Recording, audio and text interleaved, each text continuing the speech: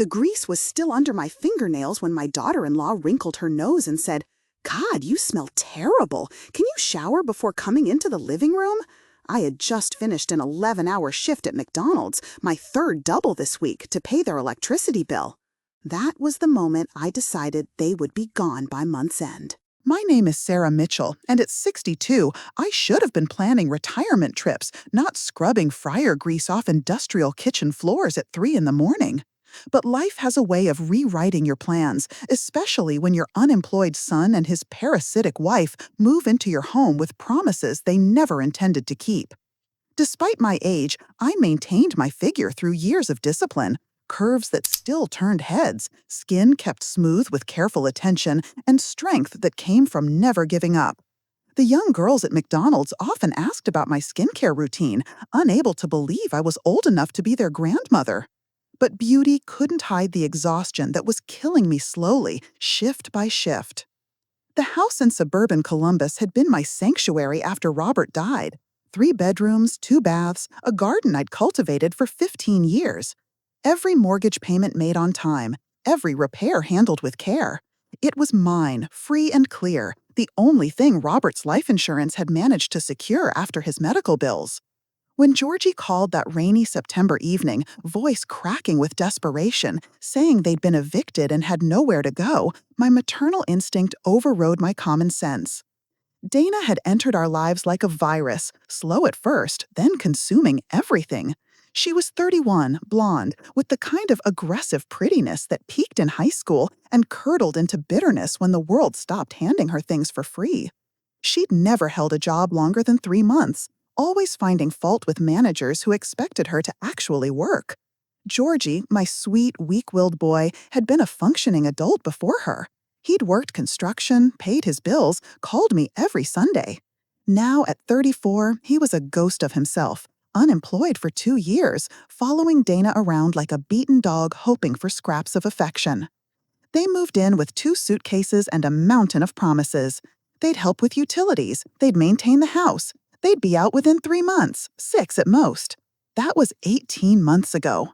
18 months of my savings draining away, of past due notices, of watching them sleep until noon while I left for work at 4 a.m. The McDonald's job had been a humiliation I'd swallowed with closed eyes. At my age, with my bachelor's degree in accounting gathering dust, I should have been managing offices, not managing to stay upright during endless shifts of, "Would you like fries with that?" But ageism is real, and desperation makes beggars of us all.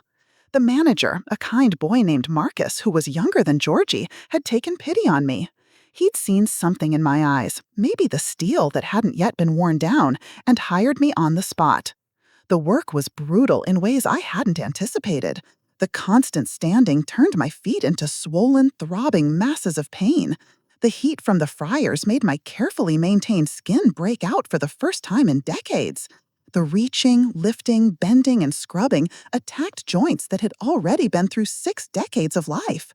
But the physical pain was nothing compared to the emotional torture of coming home.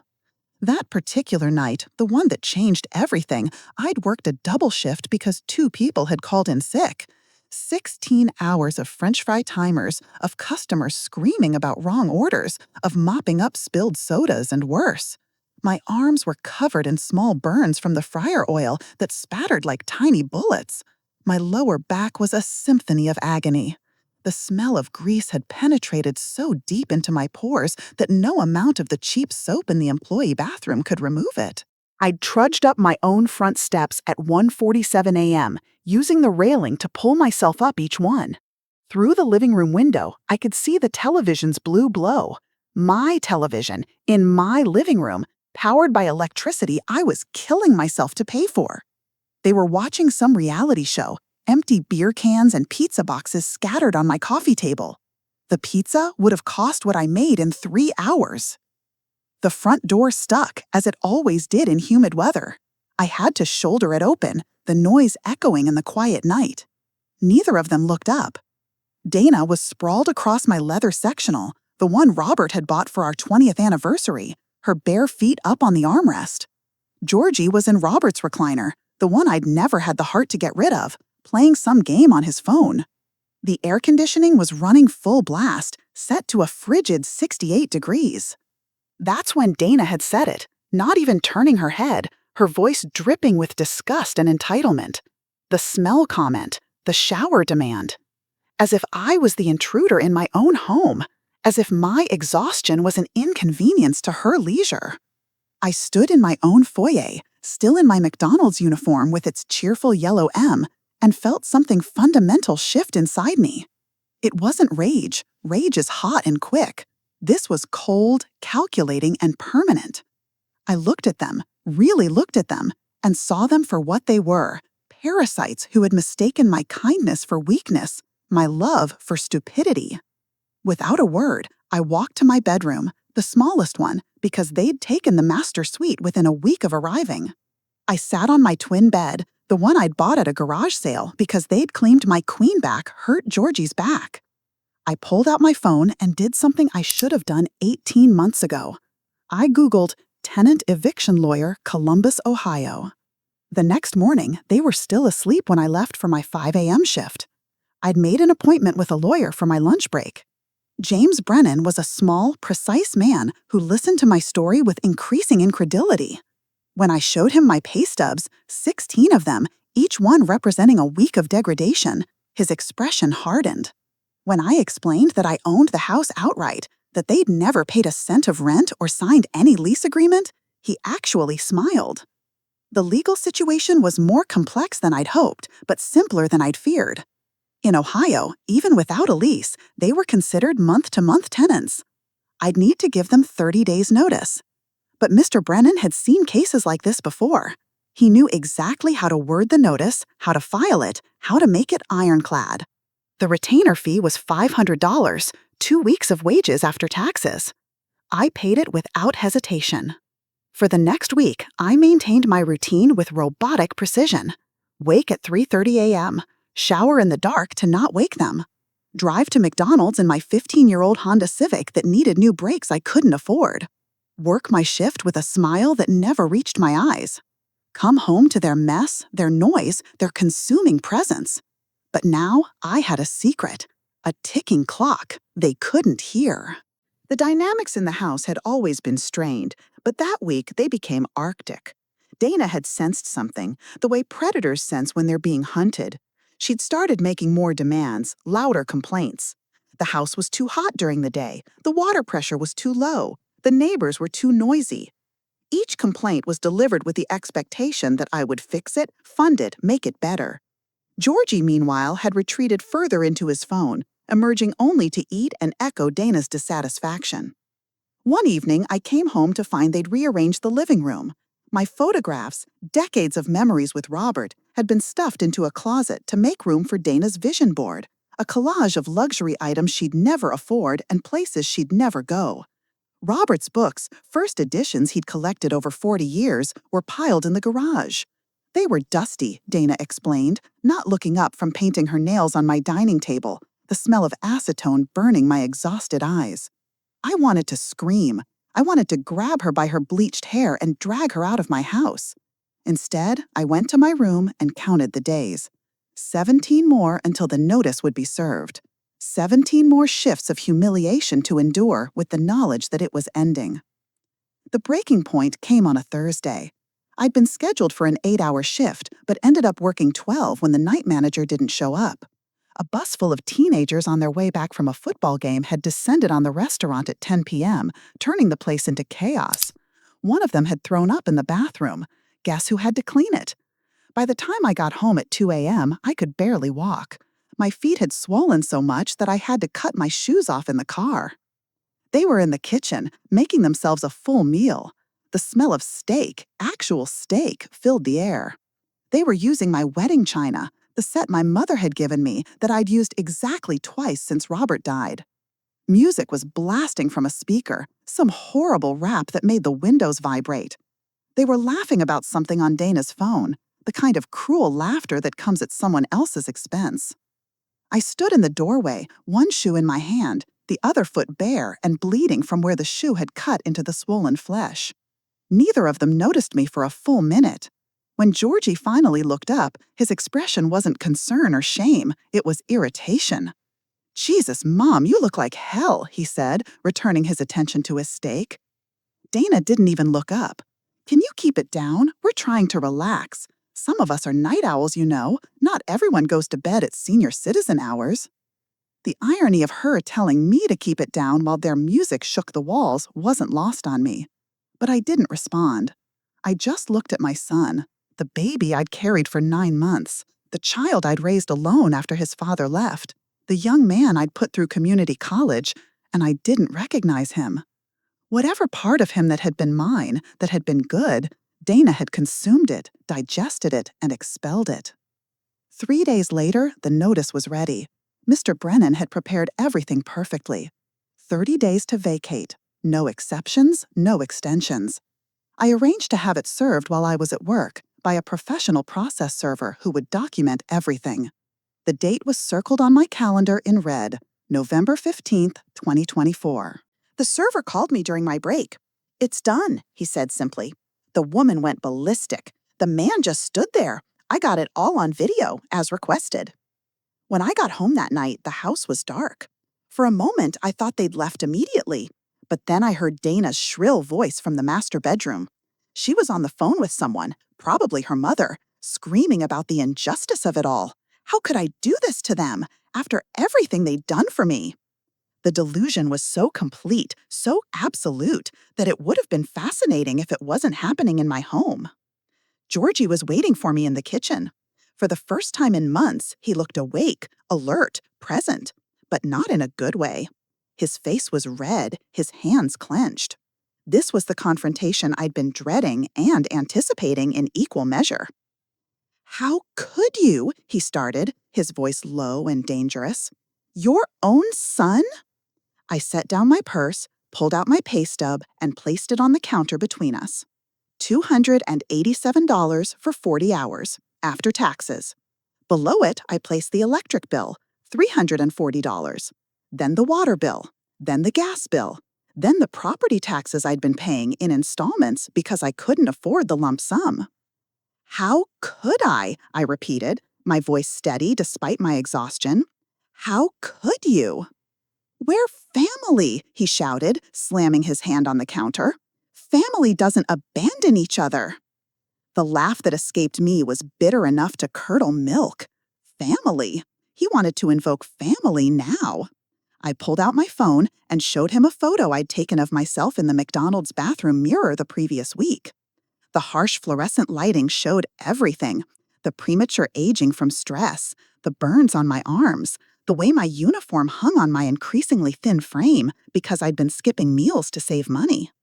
"Family," I said slowly, "doesn't let their 62-year-old mother work herself to death while they sit on their ass watching Netflix." "Dana has anxiety," he protested. "She can't work, and I've been looking for jobs." Another laugh, harder this time. Dana had anxiety. The woman who could spend 6 hours a day on social media, who could organize elaborate parties for her friends with my money, had anxiety that prevented her from working. And Georgie, who turned down every job that was beneath him, had been looking for 18 months without finding anything suitable. "Get out," I said simply. "You have 30 days, 27 now. Find somewhere else to be parasites." The next weeks were a war of attrition. They tried everything. Dana suddenly developed mysterious illnesses that required expensive treatments. Georgie rediscovered his affection for me, bringing me tea when I got home, offering to massage my feet. When that didn't work, they tried threats. They'd sue me for illegal eviction. They'd report me to Adult Protective Services for self-neglect. They'd tell everyone what a terrible mother I was. I documented everything, every threat, every manipulation, every piece of trash they left for me to clean up. Mr. Brennan had advised me well. "Paper trail," he'd said. "Document everything. Photos, recordings if Ohio's one-party consent laws allow, written notes with dates and times. Make their behavior undeniable." The extinction burst, the last desperate escalation of bad behavior before it ends, came 5 days before the eviction date. I came home to find my bedroom destroyed. My clothes were cut up, My makeup smashed into the carpet, my jewelry box, the one Robert had given me, though it contained nothing valuable anymore, was in pieces. The photo albums I'd hidden under my bed were torn apart, decades of memories scattered like confetti. Dana was standing in the middle of it all, breathing hard, a pair of scissors still in her hand. "This is what you get," she hissed. "This is what happens when you fuck with us." I pulled out my phone and started recording. "Please continue," I said calmly. "Tell me more about what happens when I enforce my legal rights as a homeowner." She lunged at me, but Georgie grabbed her arm, not to protect me, but to protect her from the legal consequences. "Don't," he said. "She's recording." I called the police that night. The destruction of property was documented. Dana was arrested, though Georgie bailed her out within hours, using money he'd apparently been hiding while I worked myself into the ground. But it didn't matter. Mr. Brennan added the police report to our file. The eviction was no longer just valid, it was necessary for my safety. November 15th came with the first snow of the season. They hadn't packed anything, still believing until the very end that I would relent. When the sheriff's deputies arrived at 9 a.m., Dana tried to barricade herself in the master bedroom. Georgie stood in the living room, looking at me with eyes that promised this wasn't over, that I'd lost my son forever. "Mom," he said as the deputies escorted him out, "you're going to die alone." "Maybe," I replied, my voice steady, "but I'll die in my own home." The house was finally quiet that evening. I walked through each room, surveying the damage they'd left behind. Holes in walls, stains on carpets, the master bathroom destroyed by neglect and abuse. It would cost thousands to repair, money I didn't have, but it was mine again. I found things they'd hidden, jewelry Dana had stolen from me, electronics they'd bought with credit cards they'd taken out in my name without my knowledge, drugs tucked behind books. Each discovery was another confirmation that I'd made the right choice, even if it had cost me my son. 2 weeks later, I got a call from Marcus at McDonald's. There was a management position opening at another location. The pay wasn't much better, but it was day shift and it came with basic health insurance. He'd recommended me, he said, because I was the most reliable employee he'd ever had. It wasn't much, but it was a step up from the fryer. A month after that, I was contacted by a cousin I hadn't heard from in years. She'd seen Georgie's social media posts about his evil mother and reached out to get my side. When she heard the full story, she was horrified. She also happened to be a real estate agent and knew someone looking for a roommate, a retired teacher who needed help with rent in exchange for a quiet, respectful housemate. It would allow me to rent out my house, get it repaired, and have income while I rebuilt. The last I heard, Georgie and Dana were living with her mother in Indiana, all three of them crammed into a one-bedroom apartment. Dana was pregnant, apparently, though Georgie was still unemployed. They tried to contest the eviction, claim elder abuse, even attempted to say I was mentally incompetent. Each attempt failed when faced with the mountain of evidence I'd compiled. I still work at McDonald's, but only part-time now. The house is rented to a nice young family who fixed it up in exchange for reduced rent the first year. I live with Margaret, the retired teacher, and we've become friends. She doesn't judge me for losing my son to his own choices. She understands that sometimes love means letting go, even when it feels like cutting off your own arm. The grease doesn't get under my fingernails anymore. I can afford decent gloves now. My feet still hurt some days, but I can sit when I need to. The burns have healed, leaving only faint scars that remind me of what I survived. At 63, I'm finally learning that putting yourself first isn't selfish when everyone else has been feeding off you like vampires. Sometimes I dream about Georgie, not the man who stood by while his wife destroyed my belongings, but the little boy who used to fall asleep in my arms, who told me I was the best mom in the world. That boy is gone, consumed by his own weakness and Dana's poison. I mourn him like he died, because in a way, he did. But I survived. I'm still here, still standing, still working. My uniform doesn't smell like grease anymore because I can afford to wash it properly. My feet aren't swollen because I can afford proper shoes. My arms aren't sore because I don't have to carry everyone else anymore. The eviction notice is framed in my new bedroom, not out of spite, but as a reminder. A reminder that no matter how much you love someone, you can't let them drain you dry. A reminder that it's never too late to stand up for yourself. A reminder that sometimes the hardest thing and the right thing are the same thing. And when people ask me how I could evict my own son, I show them my McDonald's pay stub and ask them a simple question. How could I not?